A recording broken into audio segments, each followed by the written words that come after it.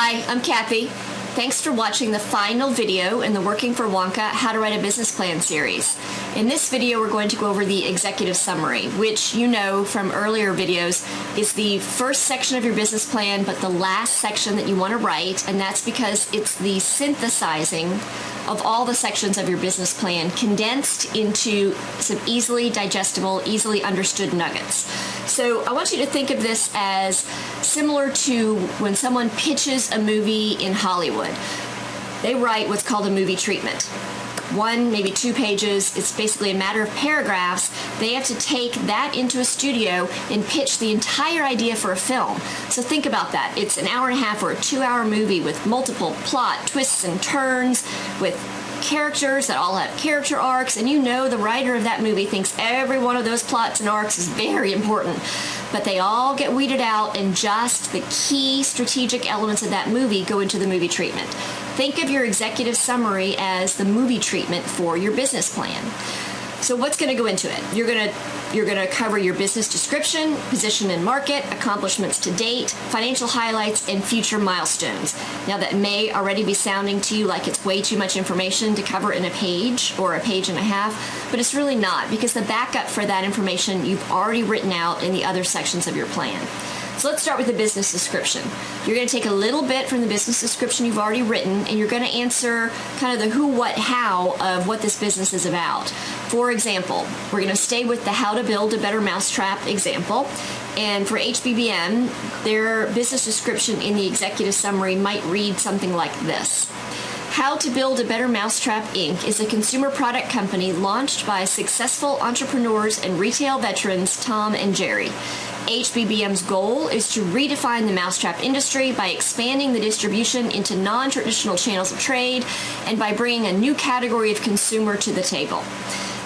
Now, we've hit something as basic as we're a consumer products company, which we don't outline really anyplace else in the plan, but that's really what you need. You want the bare bones facts. We're a consumer products company that's going to bring new products into the category, and we're being run by 2 entrepreneurs that have a successful track record. That paragraph is enough. Next, you're going to define your position in the market. Now, the position in the market really is what makes you different than other competitors. If you're already in the market, you could say your actual position, you're the number 1, and you're going to be, number 1 plus once you finish this next year. For HBBM, this might look like this. The mousetrap industry is a growth industry that has been dominated by 2 key manufacturers who compete mainly on price. HBBM is the first company to introduce a high-end line of products. By introducing a luxury price point, HBBM brings retailers more category variety and higher margins. HBBM also believes it will bring a new consumer to the market.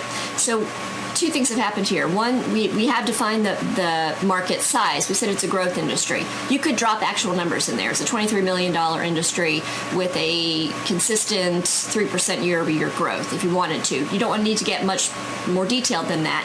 Our position in the market, well, we're a new company, so we're not in that market yet, but we plan to position ourselves within the competitors as the first high-end luxury item. Follow that with your accomplishments to date. Now, the accomplishments are going to vary dramatically, depending on what type of company you have and where you are in that company's life cycle. It could be that you've just launched a new product. It might be that you have a new line of products. You have new geographic new distribution. Maybe you've changed your manufacturer. It could be any number of things. Here's an example of how it might look for HBBM.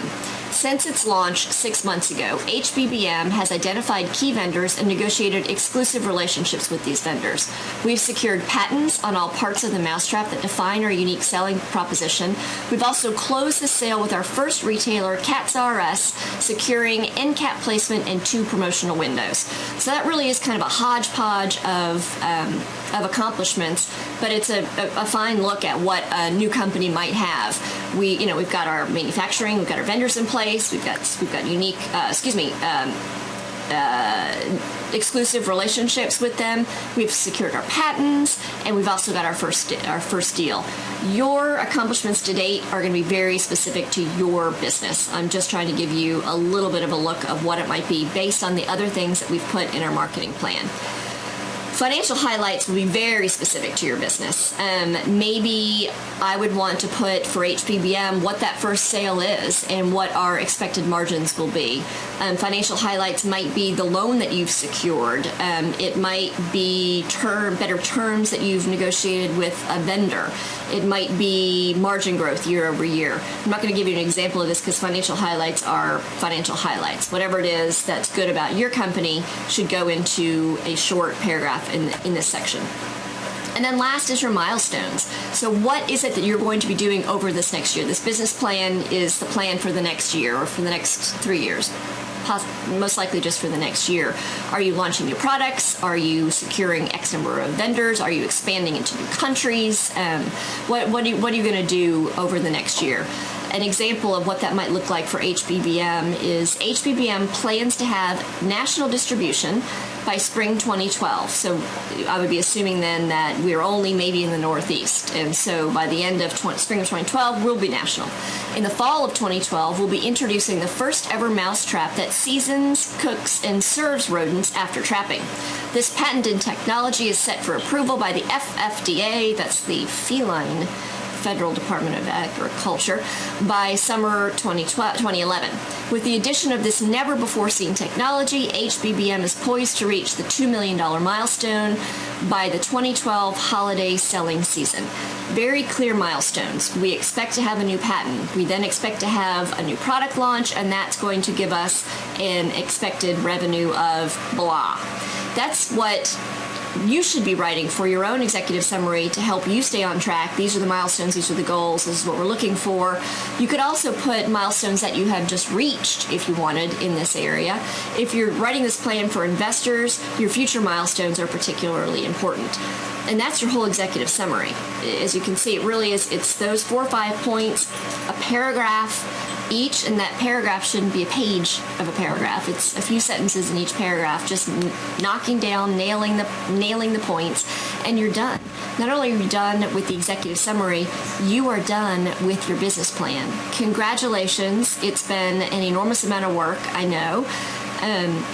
Give yourself a big old pat on the back and then get back to work. Thanks for watching the Working for Wonka How to Write a Business Plan series. If you have any questions on anything you've seen, log on to Working for Wonka, go to the contact section, and shoot me an email. I'd be happy to answer it. Thanks. Good luck with your plans.